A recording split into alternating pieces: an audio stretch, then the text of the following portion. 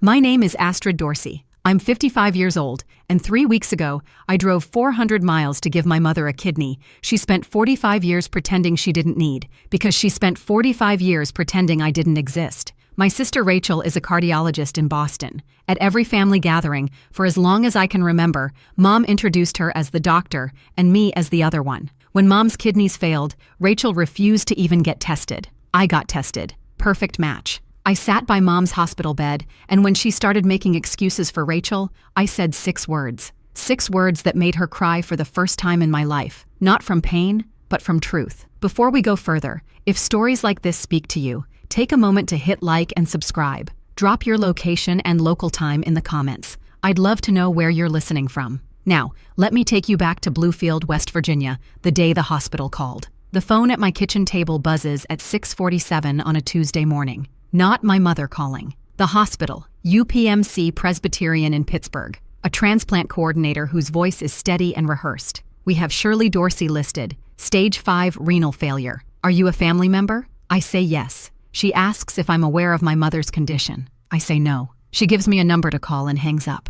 I sit there, coffee going cold, Biscuit pressing his gray muzzle against my shin. My kitchen in Lewisburg is quiet, always quiet. 1 plate in the drying rack, 1 chair pulled out, the other 3 tucked in. I reach for my phone to call my mother, and I realize I have to look her up. Her number isn't saved. I deleted it 8 months ago after a stretch where every call I made went unanswered. I didn't delete it out of spite. I just stopped re-entering a number that never rang back. I find it in an old email and dial. 4 rings. Voicemail. Shirley Dorsey's voice. Bright and warm. The voice she uses for the world, not for me. You've reached Shirley. Leave me a message and I'll get right back to you. I hang up. On the shelf by the stove sits a clock my coworkers gave me when I retired from the post office. 30 years carrying mail on rural Route 7. They engraved my name, Astrid Dorsey. 30 years of service. It's the only object in this house with my full name on it. My mother has 14 framed photographs in her living room. I know because I've counted. Rachel graduating medical school. Rachel at her white coat ceremony.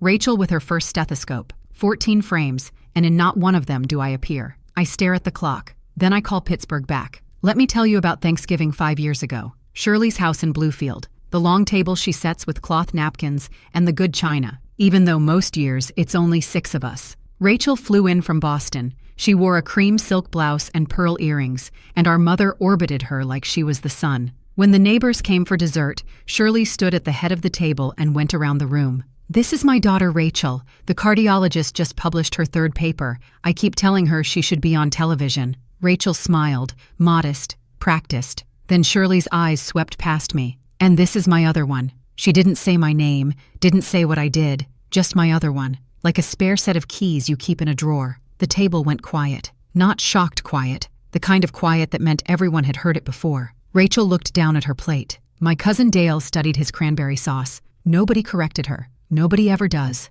That's the thing about a pattern. After long enough, it stops looking like cruelty. It just looks like the way things are. I could walk you through Shirley's living room with my eyes closed. 14 frames on the wall and the mantel. Rachel's diploma. Rachel receiving an award from the Cardiology Association. Rachel in her white coat, arms folded, confident. A studio portrait of Rachel and her husband Craig on their wedding day. Not a single photograph of me. Not my high school graduation. Not the day I started at the post office. Not my face at all. I never asked why. When you already know the answer, the question is just a way of begging. And I stopped begging a long time ago. But what I didn't know then, what none of us knew, was that in 3 years, every one of those frames would mean nothing compared to a blood test. I carried mail for 30 years. Rural Route 7, 41 miles of gravel shoulders and leaning mailboxes, 6 days a week through fog and mud and the kind of cold that turns your knuckles white by 9 o'clock a.m. I knew every house, knew the Pattersons kept their flag up even when they had nothing to send, just liked seeing me wave. Knew old Henderson switched to large print magazines the year his cataracts got bad. When Mrs. Patterson fell and broke her hip, I brought her mail to the bedroom for 6 weeks. When Mr. Henderson died, I was the first person at the door. That route was my world. Small, steady, mine. I retired at 52. The post office threw a little party in the break room. Sheet cake, paper plates, a card signed by everyone on staff. My supervisor handed me the clock. 30 years, Astrid. You never missed a day. The room clapped. I cried a little, carried the clock home, and set it on the shelf. And for the first time in 3 decades, I didn't set an alarm. My mother didn't call. The next week, she called to tell me Rachel had been interviewed by a medical journal. They're running a full profile. Can you imagine? I said, "That's great, Mom." She talked for 9 minutes about the article. She didn't ask about my retirement, didn't ask what I planned to do, didn't ask if I was okay. The post office gave me a clock. My mother gave me silence. I kept both. I set the clock on the shelf where I could see it every morning. Proof that someone, somewhere, thought 30 years of showing up was worth engraving. It would be 3 more years before a hospital in Pittsburgh proved that showing up mattered more than anyone in my family ever admitted. Rachel calls me on a Wednesday, 2 days after the hospital's voicemail. Her voice is clipped, efficient, the same tone she uses for patient consultations, I imagine. No preamble. Mom's in stage 5 renal failure. She's at UPMC Pittsburgh. She needs a living donor. None of us on the wait list are a match. I'm calling to let you know. I grip the edge of the counter. Are you getting tested? Silence. 4 full seconds. I count them. I can't risk my hands, Astrid. You know what I do. I do know what she does. She's a cardiac surgeon. Her hands are her instrument. A donor nephrectomy carries a small risk of nerve damage, complications, infection. I understand the logic. I also understand that logic is a convenient place to hide when love gets expensive. Is anyone else getting tested? I ask.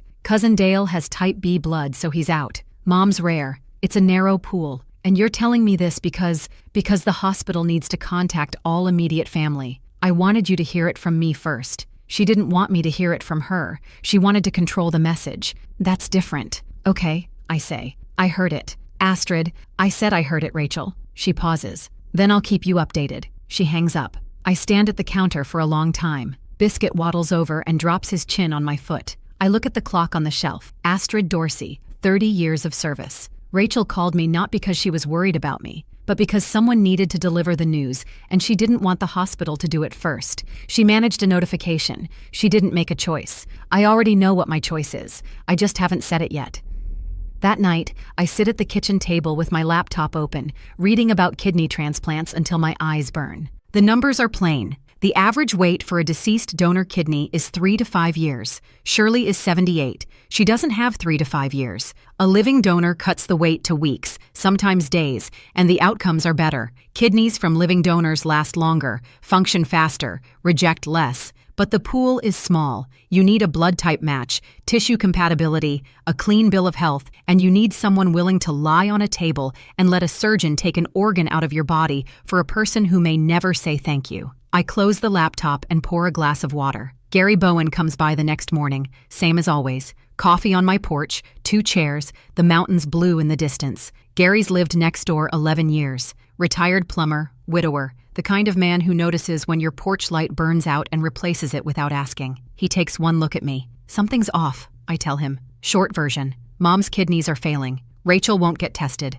Nobody else is a match. Gary sips his coffee, watches a crow land on the fence post. You thinking about it? I'm past thinking. He sets the mug down, looks at me straight. You don't owe her a kidney, Astrid, but you owe yourself an answer about who you are. I stare at the mountains. Gary doesn't push. He never does. I call the transplant center that afternoon. The coordinator, a woman named Margaret Hale, walks me through the screening process. Blood draw, CT scan, full physical, and a mandatory psychological evaluation. Psychological? I ask. Standard for all living donors. We need to make sure you're choosing freely. I almost laugh. I'll schedule the blood draw. The nearest lab that handles transplant compatibility panels is 90 minutes south, past 2 mountain passes and a stretch of Route 219, where cell service drops to nothing. I drive it on a Thursday morning, Biscuit in the passenger seat, because he hates being left alone, and I hate the quiet. On the way, I try to remember the last time my mother said, "I'm proud of you." I go back 10 years, 20, 30.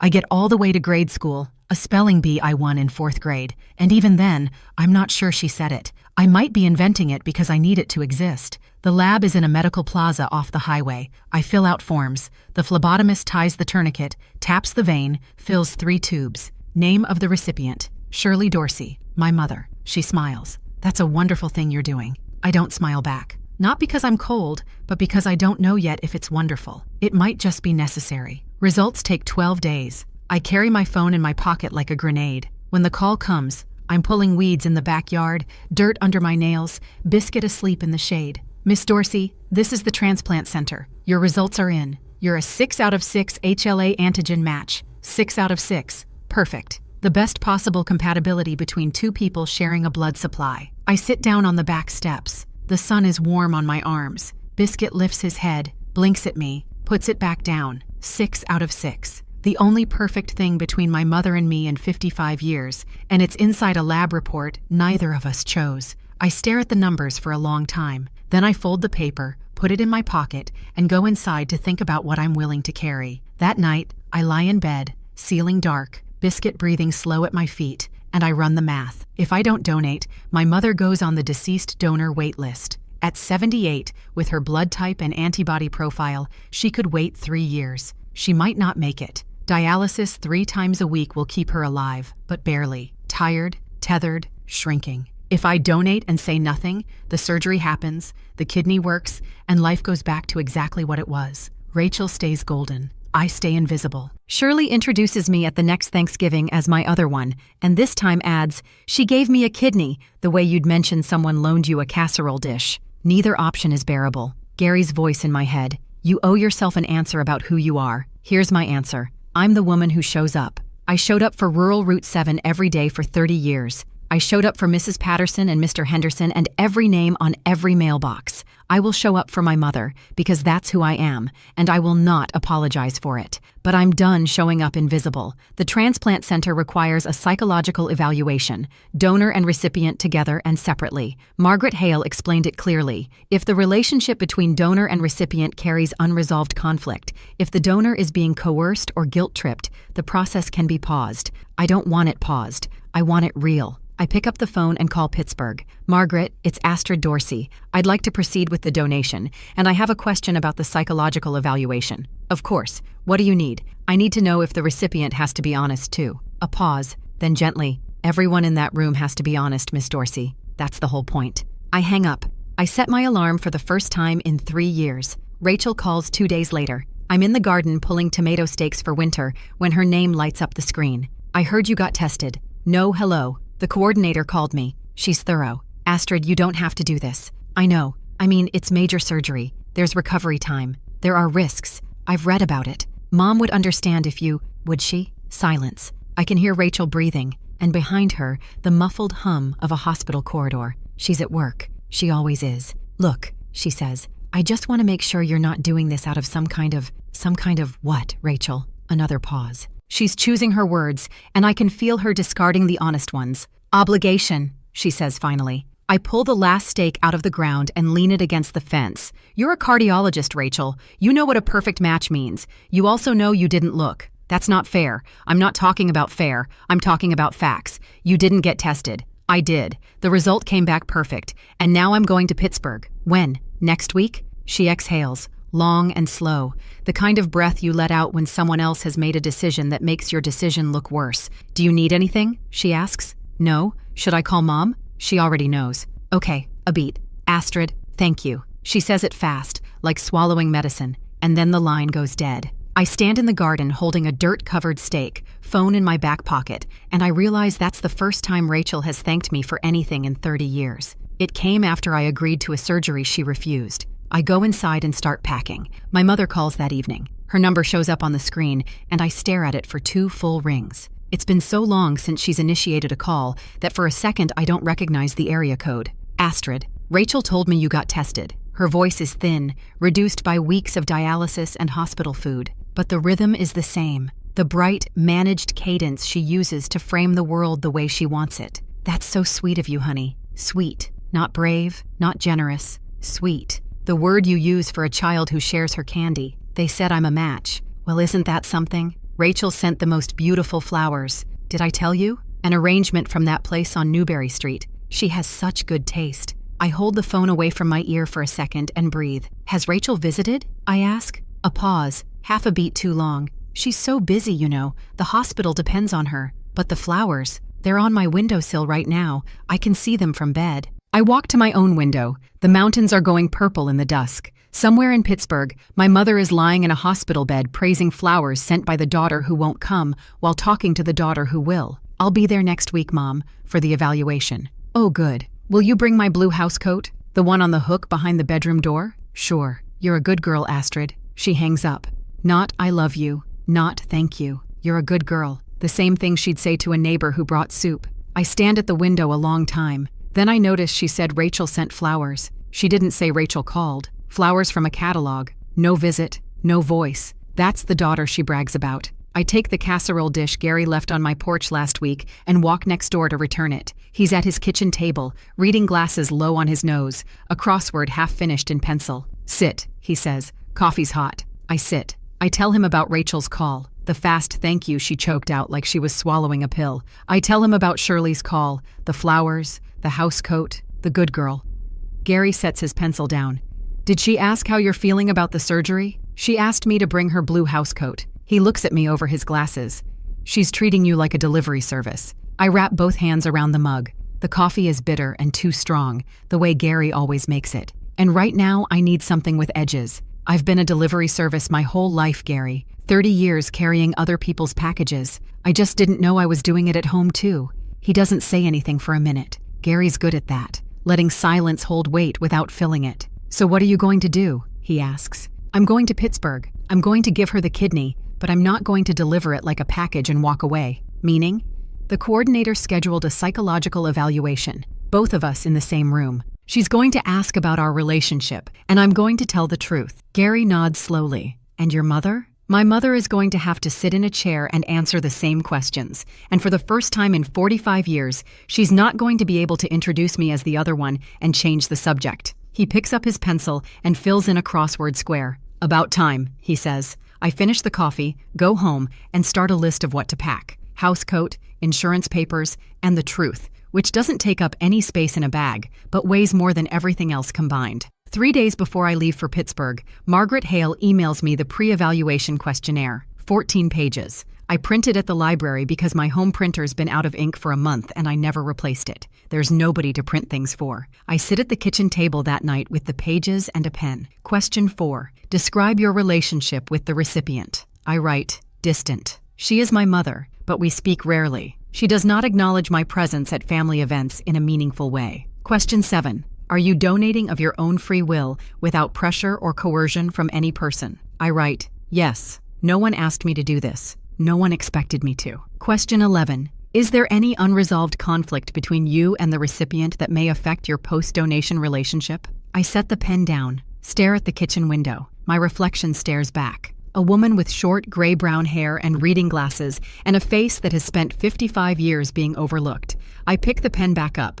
Yes. My mother has treated me as invisible for most of my life. I do not believe she values me as a person. I believe she values what I can provide. I read it back. It's true. Every word. And I know that when Margaret Hale reads this, she'll flag it. She might pause the process. She might decide I'm donating out of guilt or desperation for approval and pull me from the list. I sign the last page and seal the envelope. I had 2 choices: lie on the form and give my mother a kidney she'd never acknowledge, or tell the truth and risk losing the one thing that finally made me visible to her. I chose the truth. And if the truth disqualifies me, then at least someone at that hospital will know I existed. I dropped the envelope in the mailbox the next morning. 30 years I carried other people's mail. This is the most important letter I've ever sent. Right now, I'm sitting at my kitchen table staring at a form that asks me to describe my relationship with my own mother. And for the first time in 55 years, I'm going to tell the truth. If you've ever had to fill out a form, write a letter, or say words out loud that you've been swallowing for decades,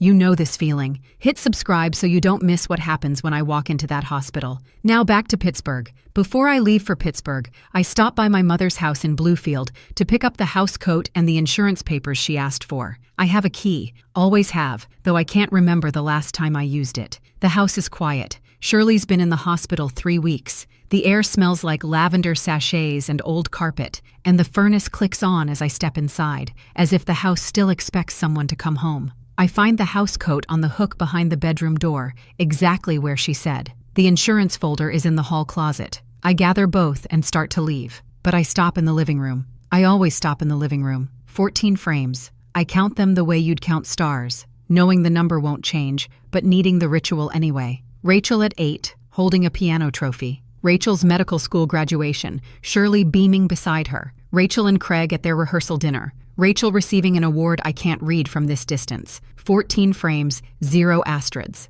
I open the buffet drawer to look for the insurance card she mentioned, and beneath a stack of church bulletins, I find it, a photograph, loose, unframed, edges slightly curled. Me, maybe 6 years old, standing in front of our old mailbox on Birch Street. I'm wearing my father's postal jacket. The sleeves hang past my hands, and I'm squinting into the sun with a grin so wide it takes up half my face. My father took this picture, I'm sure of it. He died when I was 9. My mother kept it in a drawer beneath church bulletins. Not on the wall, not in a frame, in a drawer. I put the photo in my jacket pocket and close the buffet. I don't take anything else. I lock the house and drive to Gary's. That photograph is coming to Pittsburgh with me. I don't know why yet, but it's coming. I call Margaret Hale from Gary's truck the evening before we leave. He's inside packing sandwiches for the drive. I sit on the tailgate with my phone. The mountain's going dark. "Miss Dorsey, I've reviewed your questionnaire," she says. Her voice is neutral, neither warm nor cold, the voice of someone trained to hold a steady line. "I'd like to go over a few things before we meet in person." "All right, you wrote that your mother treats you as invisible. Can you say more about that?" I watch a hawk circle the tree line, and I tell her about the Thanksgiving introductions, the 14 frames, the retirement she didn't call about. I keep it factual. No tears, no tremor. 30 years of sorting mail teaches you how to move through a route without stopping at every house. Margaret listens. Then, "And you still want to proceed with the donation?" "Yes." "Can I ask why?" "Because she's my mother, and she's dying, and because I don't want to become the kind of person who lets someone die to prove a point." "Understood." A pause, papers shuffling. "The evaluation will have 2 parts. I'll meet with you alone first, then both of you together. I have to be direct with you, Miss Dorsey. If at any point I feel the donation is coerced or that the relationship presents a psychological risk to you as a donor, I can pause the process. I know. And if your mother isn't honest with me, I'll know that too." I lean back against the truck bed. The first stars are out. "What if the relationship is unhealthy?" I say, "but I still want to donate. Then we work through that together if possible. But everyone in that room has to be honest. That's the only thing I require." I thank her and hang up. Gary comes out with the cooler and 2 thermoses. He doesn't ask what she said. He just loads the truck and says, 5 a.m. I go to bed with the photograph in my jacket pocket, hung over the chair. We leave at 5. October fog on the road, headlights catching deer eyes at the tree line. Gary drives. I hold the thermos and watch West Virginia scroll by in the dark. Route 19 north, then I-79 through Beckley, Charleston, Clarksburg. Names I've known my whole life from postmarks and return addresses. Past the coal towns with their shuttered storefronts and the new dollar stores, standing where hardware shops used to be. Gary doesn't talk much. He turns the radio on low, classic country, the old stuff with steel guitar, and lets the miles pass. I stare out the window and think about what I'm driving toward. A hospital room, a woman who never hung my picture, a conversation she spent 45 years avoiding. Somewhere past Morgantown, Gary says, "You hungry?" I shake my head. He eats a sandwich anyway, steering with one hand, crumbs on his flannel. When we cross into Pennsylvania, the mountains flatten into ridges and the sky opens up. A sign reads, "Pittsburgh, 74 miles. Gary." "Yeah, she's going to call me the other one in front of the nurses." He glances over. "Let her. Then let them see which daughter drove 400 miles. I don't answer, but I sit up a little straighter. At 9:30, the skyline appears. Bridges and rivers and steel gray towers rising through morning haze. Gary follows the GPS to UPMC Presbyterian, parks in the visitor garage, and cuts the engine. I sit for a moment, staring through the windshield. The hospital is enormous. Somewhere inside, my mother is lying in a bed, waiting for a kidney she believes she deserves from the daughter she never bothered to see. "Ready?" Gary asks. "No." I open the door. "But I've been showing up for 30 years. One more stop won't kill me." He grabs the overnight bag. I grab my jacket with the photograph in the pocket. We walk in. The hospital smells like every hospital. Disinfectant and recycled air, and something floral trying to cover both. Gary stays in the lobby with a magazine he won't read. I take the elevator to the 4th floor alone. Room 412. The door is half open. I hear the rhythmic hum of a dialysis machine before I see her. Shirley is smaller than I remember. She's lost weight. Her arms are thin, the skin papery and bruised from IVs. The hospital gown makes her look shrunken, like someone wearing a costume 2 sizes too big. Her hair, always styled, lies flat against the pillow. She looks up when I step in. "Did Rachel come with you?" I set the overnight bag on the chair. "No, she sent the most beautiful flowers." She gestures toward the windowsill where an arrangement sits in a glass vase. White lilies, professionally wrapped. A small card pokes out. I can read it from where I stand. Get well soon, Mom. R. Not Rachel, just R, like a signature on a memo. They're nice, I say. She has such good taste. Shirley adjusts her pillow. Your sister is just so busy, you understand? The hospital in Boston can't run without her. I pull the other chair close to the bed and sit down. The dialysis machine hums. The fluorescent light buzzes. Someone in the next room is watching a game show, and I can hear faint applause through the wall. I brought your house coat, I say, and the insurance papers. Oh, good. You're a lifesaver. She says it without irony. She says lifesaver to the daughter who drove 400 miles to literally save her life, and she means it the way you'd thank a bellhop. I set the housecoat on the bed. I don't correct her. Not yet. That comes tomorrow. But the word sits between us like a stone she doesn't know she dropped. A nurse comes in 20 minutes later. A tall woman named Denise. Efficient, clipboard tucked under her arm. She checks Shirley's vitals, adjusts the dialysis line, and then notices me. Family? Shirley answers before I can. This is my daughter. Well, my other daughter, Rachel, is the doctor. Rachel couldn't make it. Denise looks at me, then at the chart. Miss Dorsey, you're the donor candidate. Yes, that's an incredible thing to do. Shirley smooths the blanket across her lap. Well, she's retired. She has the time. The words land in the room like a glass hitting the floor. Denise's hand pauses on the IV stand. Her eyes flick to me.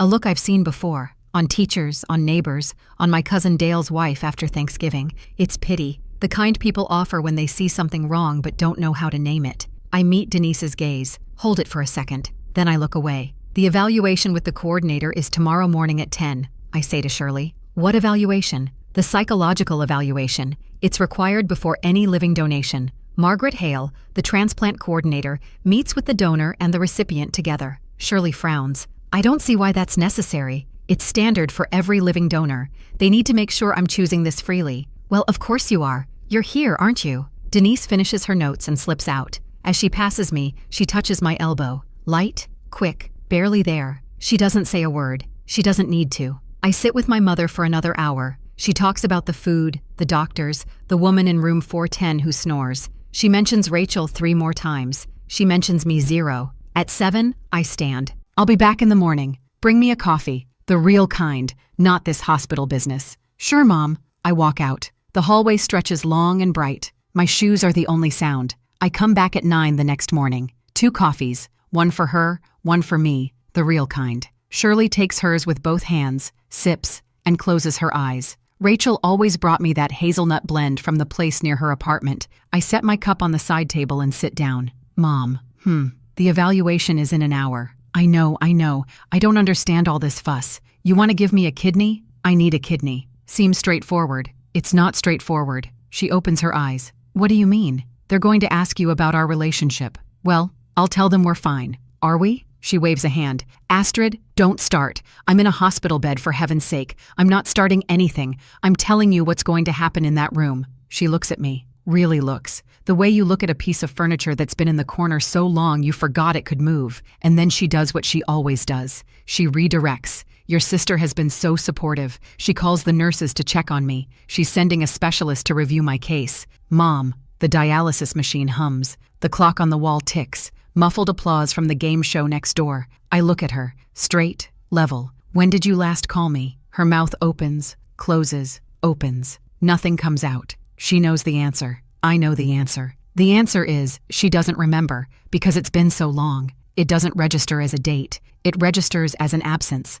I don't repeat it. I don't need to. The question hangs in the room like a bell that's been struck, and the sound won't stop. Shirley turns her face to the wall. I sit. I drink my coffee. I wait. The clock ticks. The machine hums. And for the first time in 45 years, my mother has nothing to say about Rachel. I stay for 20 minutes after that. Neither of us speaks. The room fills with machine sounds and hallway noise, and the weight of a question that has no comfortable answer. Shirley doesn't turn back from the wall. I watch her shoulders. Small, bony, still. She isn't sleeping. I can tell by the way her fingers grip the edge of the blanket. At 9:45, I stand. The coordinator appointment is at 10, both of us. They'll wheel you to the conference room on the 3rd floor. What are you going to tell her? Shirley's voice is muffled by the pillow. The truth. What truth? The one you already know. Silence then, very quietly. I don't see why we need to air private family business in front of strangers. Because a stranger is going to decide whether I can give you a kidney,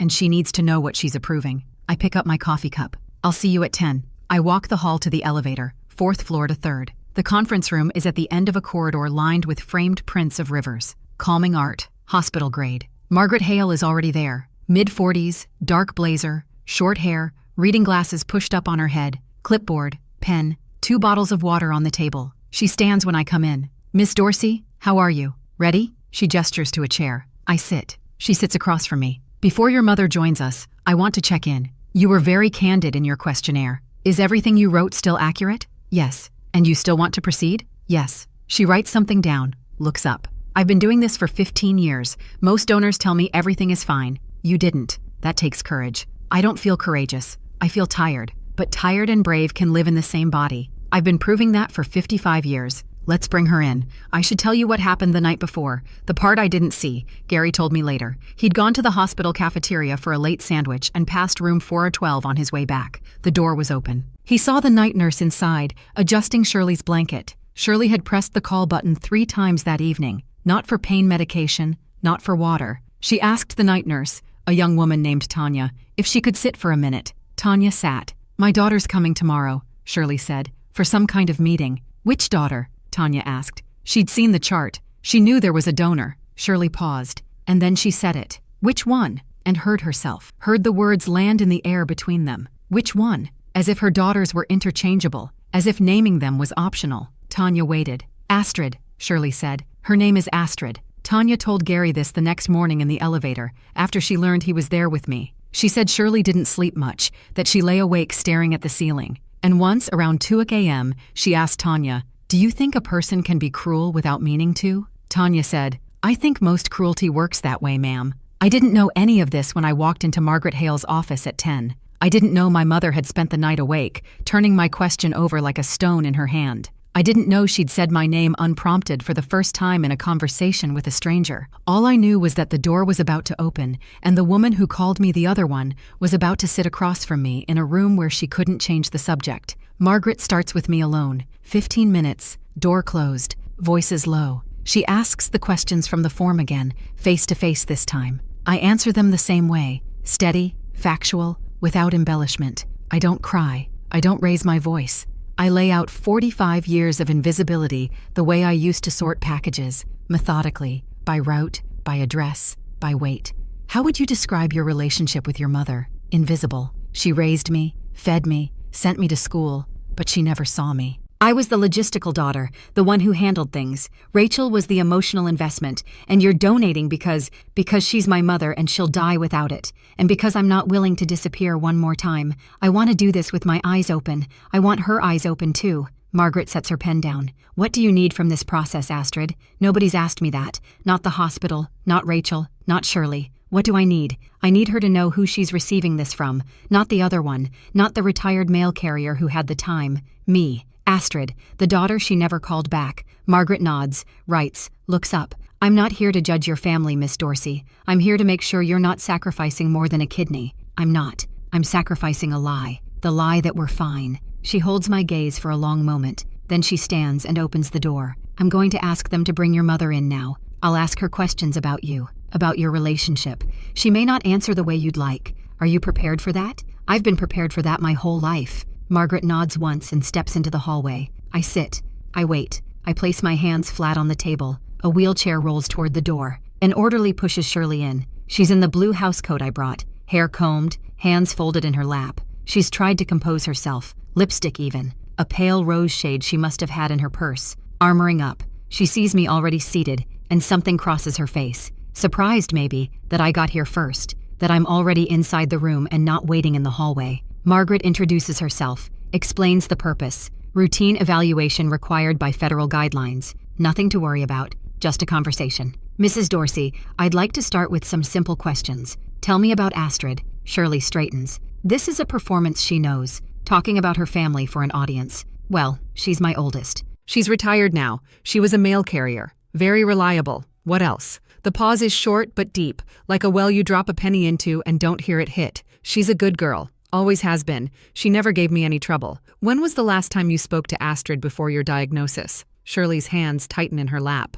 The lipstick suddenly looks like a mask that's cracking. Well, we talk. You know how it is. Everyone's busy. Do you remember the last time you called her? Silence. The clock on the wall ticks. I count 1, 2, 3, 4, 5. Shirley's eyes move to me, then back to Margaret, then down to her hands. I suppose it's been a while, she says. Margaret writes. The pen scratches against the clipboard. In the hallway, a cart rattles past. Someone laughs. And the photographs in your home, Margaret says. Astrid mentioned that she doesn't appear in any of the family photos you display. Is that accurate? Shirley's chin lifts. The reflex of a woman who has managed her reputation for 78 years. That's not, I have photos of both my girls. I could let it pass. I've let it pass 1,000 times. The soft deflection. The rearranged truth. The version of our family that Shirley presents like a pressed tablecloth over a stained table. But Margaret is watching, and the question is already in the room. Where, Mom? My voice is quiet. Not angry, not shaking, just clear. Shirley's mouth works. Her fingers twist the belt of the housecoat.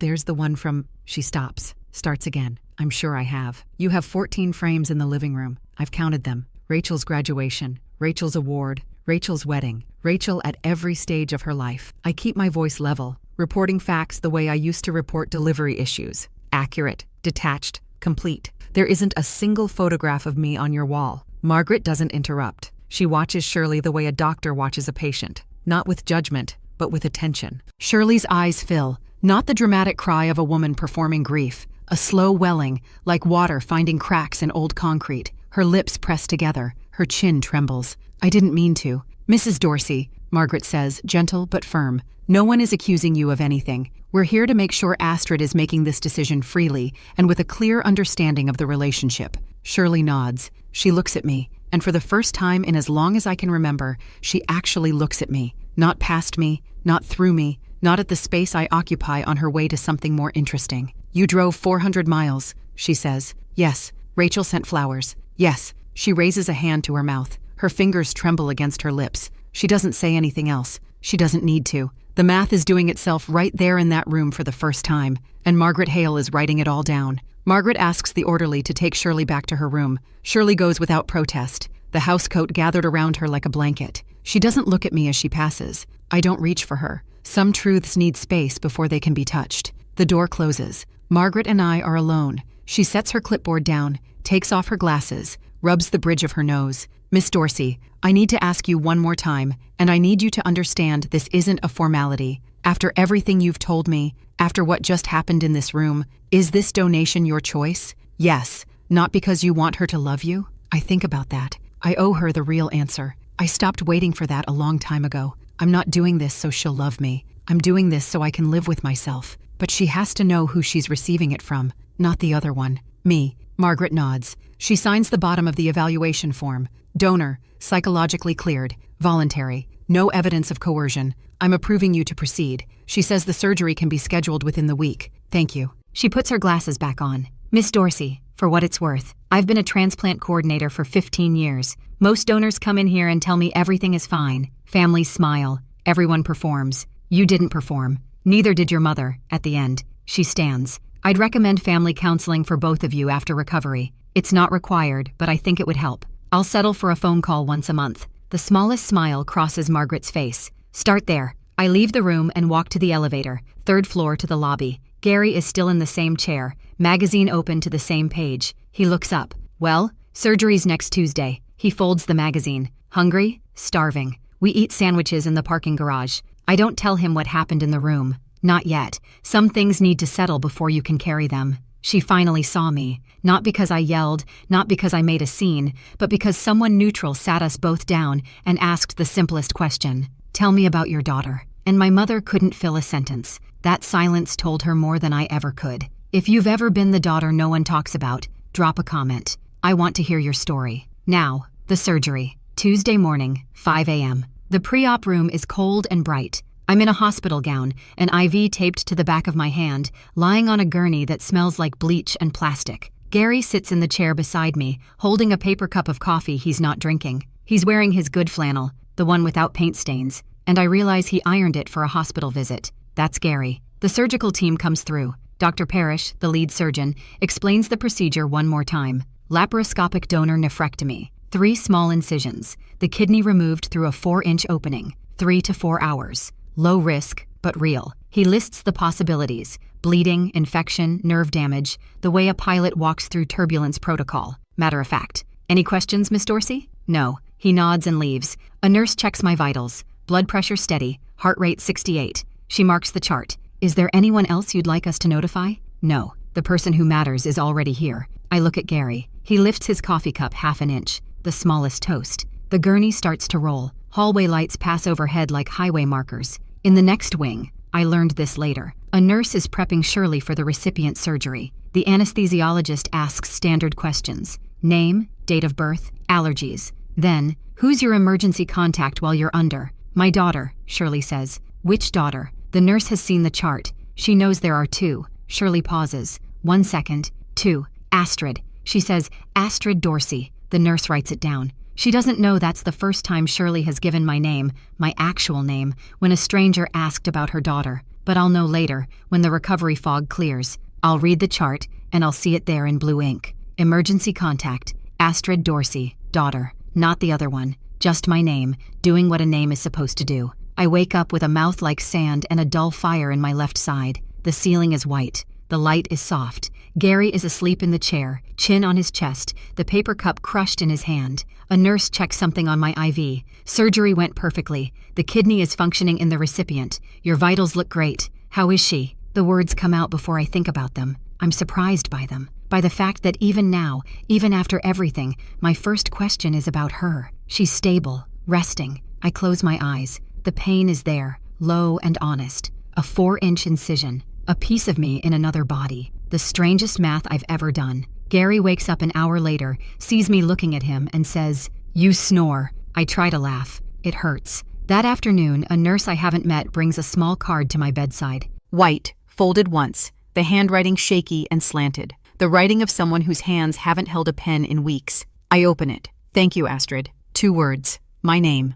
Signed, Mom. Not the other one. Not Honey. Not a deflection or a redirect. My name, written in my mother's hand, on a card she asked a nurse to deliver because she couldn't walk to my room. I hold the card for a long time. I don't cry. I've held harder things than this. Mail sacks and blizzards, Mr. Henderson's obituary notice, my own retirement clock. But I hold it. 2 words, and my name. It shouldn't have taken a kidney to hear them, but I'm 55 years old and done arguing about timing. The only timing that matters now is this. The kidney works. The card exists. And for the first time, my mother spelled out every letter. Day 2 of recovery. I'm walking laps around the ward. The surgeon said to move early, so I move, slow and hunched, one hand on the IV pole, the other pressed against my side. Rachel calls at noon. Not me. She calls Shirley first. I know because Denise, the day nurse, tells me with a careful expression. That means she has opinions she's keeping professional. Your mother told your sister to call you. Denise says she said,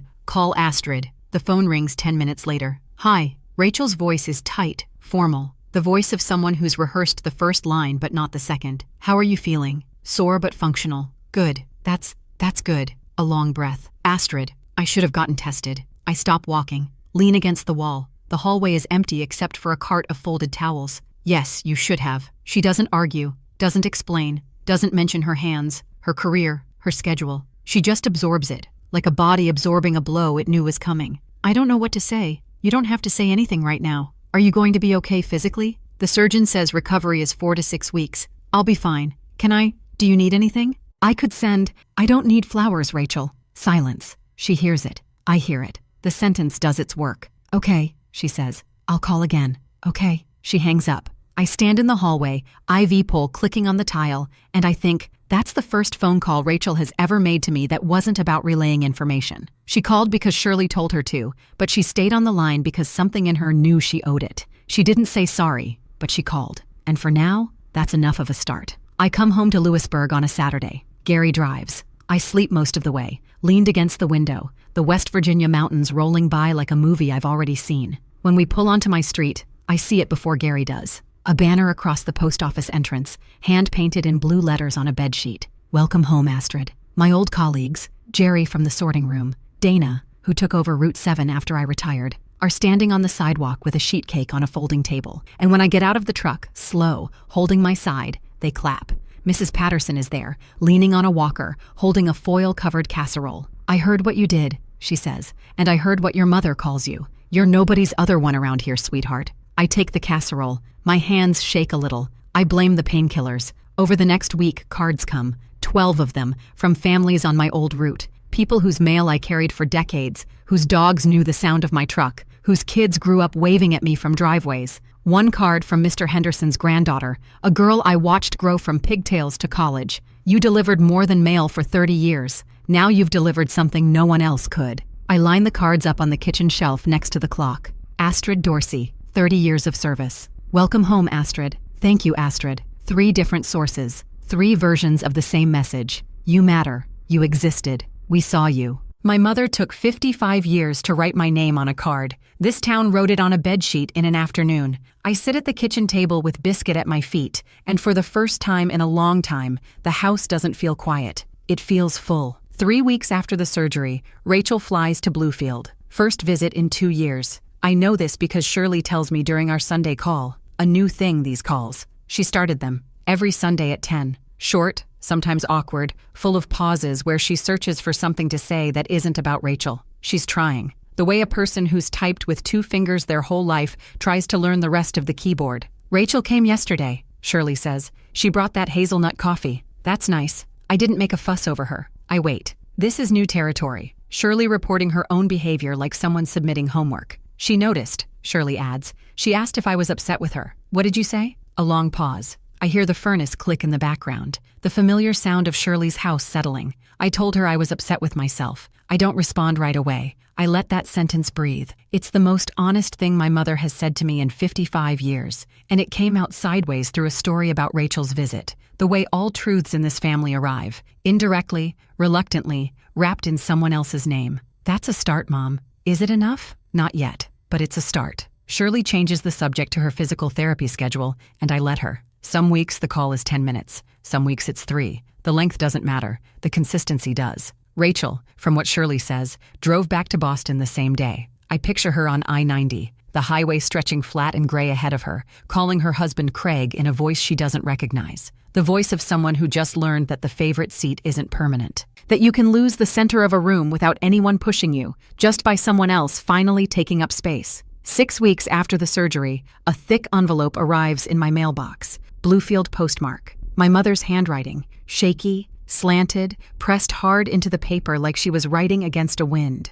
I take it inside, sit at the kitchen table. Biscuit lies on my feet. I open the envelope and pull out 4 pages, front and back, written in blue ink. The first page is apology dressed as explanation. I didn't realize how it must have seemed. I never meant to make you feel less than. Your sister was always so accomplished, and I suppose I got caught up in it. I read it twice. It's the kind of letter a person writes when they're still negotiating with the truth, not lying exactly, but circling it, the way you circle a parking lot looking for the easiest spot. But on page 3, she lands. Rachel was my proof that I did something right. Every award she won, every title she earned, that was evidence that I, Shirley Ann Dorsey from a 2-room house in Tazewell, was a good mother.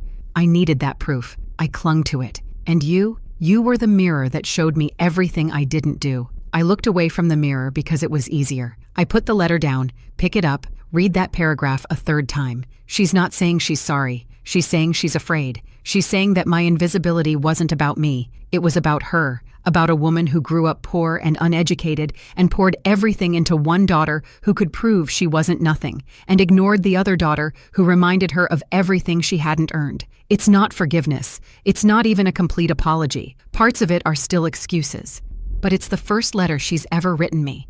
The first time she's put pen to paper and addressed the envelope to Astrid Dorsey, Lewisburg, West Virginia. I fold the pages, set them on the shelf, next to the clock, next to the cards. I don't call her back right away. Some truths need time to cool before you can hold them. October, leaves turning. I drive to Bluefield for the first time since the surgery. Not because anyone asked me to, but because I decide to go. I bring the photograph from the drawer, the one of me at 6, standing in front of the mailbox on Birch Street, drowning in my father's postal jacket, squinting into the sun. Shirley opens the door. She's thinner than before the hospital, but steadier. The kidney is working. Her color is better. Her eyes, clearer. She's wearing real clothes instead of a housecoat, and she's set out coffee on the kitchen table. "You look good, Mom. I feel human again." She pours. We sit. I take the photograph from my pocket and slide it across the table. "I found this in your buffet drawer. under the church bulletins. I'd like you to frame it. She picks it up, holds it at arm's length. Her reading glasses are somewhere else. Her thumb traces the edge of the picture, the tiny girl in the oversized jacket, the mailbox, the sun. You look like your father, she says. I know. He saw me. She doesn't flinch. She receives it. The sentence, the weight of it, the implicit accusation, and the grief underneath. She holds the photograph against her chest for a moment. Then she stands, walks to the living room, and sets it on the windowsill, propped against the wall between frame number 8 and frame number 9. Not framed, not centered, but placed deliberately in the light where it can be seen.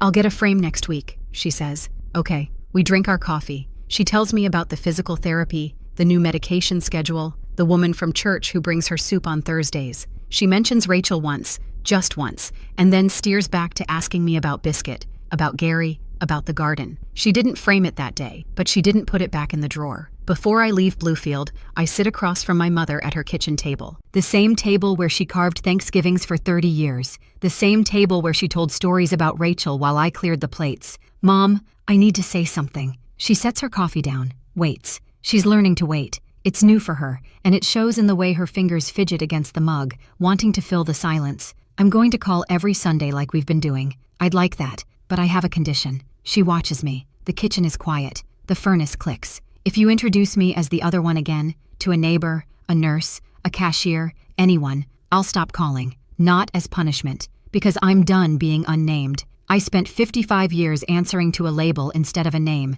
and I gave you a kidney, Mom. The least you can give me is my name. She doesn't argue, doesn't deflect, doesn't say, oh, Astrid, I never meant. She just nods, slow, heavy, like a woman putting down something she's been carrying too long. I understand, she says, and then quieter. I'm sorry. 2 words, small, not enough for 45 years, but real. The first apology she's spoken aloud, not written in a letter, not buried in explanation, just, I'm sorry. I stand, kiss her forehead. It's the first time I've touched her voluntarily in years, and she reaches up and holds my wrist, light, brief, like she's checking that I'm real. I drive home. Biscuit is waiting at the door. Gary waves from his porch. That Sunday, the phone rings at 10 a.m. I look at the screen. Shirley Dorsey. She called first. In 55 years, my mother has never once called me first on a Sunday. I answer. Hi, Mom. Hi, Astrid. My name. Both syllables. The line holds. Thanksgiving. 1 year later.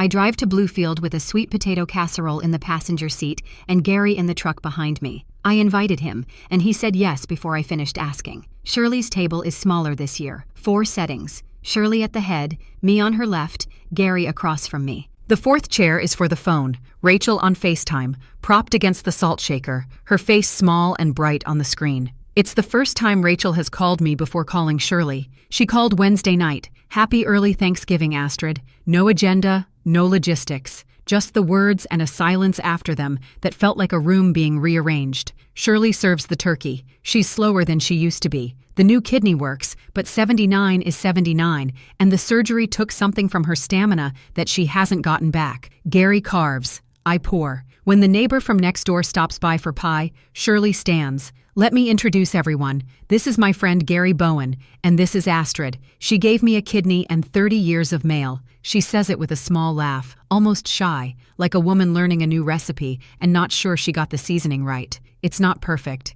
It's still awkward. Gave me a kidney is a strange way to introduce your daughter, and 30 years of mail isn't exactly a toast. But my name was first. My name was clear. And for the first time at a Thanksgiving table, I wasn't an afterthought. I look at the living room, 15 frames. Now the 15th, a simple wooden frame, slightly crooked, holds the photograph of me at 6, standing in front of the mailbox in my father's jacket. It's not in the center. It's on the lower shelf near the corner, but it's on the wall. The morning after Thanksgiving, I stand in Shirley's bathroom, door closed, and lift my shirt. The scar is 4 inches long, low on my left side, pink, clean, fading. In a year, it'll be a thin white line that a stranger would have to look for to find. It doesn't hurt anymore, hasn't hurt in months, but I touch it sometimes. In the shower, getting dressed, lying in bed, the way you touch a keystone to remind yourself the arch is holding. I gave my mother a kidney, a 300-gram organ roughly the size of my fist that filters blood and balances electrolytes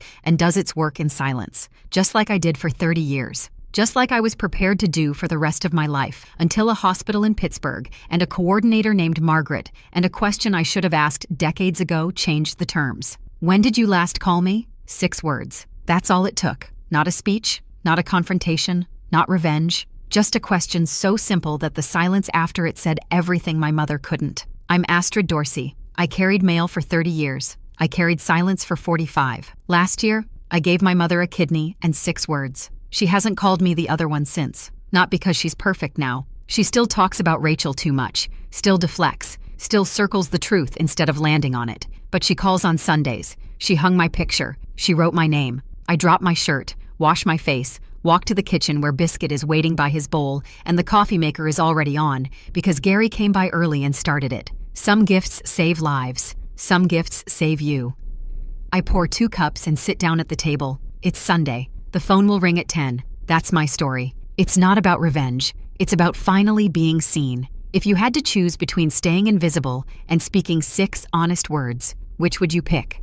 Drop your answer in the comments. And if this story reminded you of someone, a mother, a sister, a version of yourself, share it with them. More stories like this are waiting for you in the description below. Hit subscribe, and I'll see you in the next one. I'm Astrid Dorsey, and I am nobody's other one.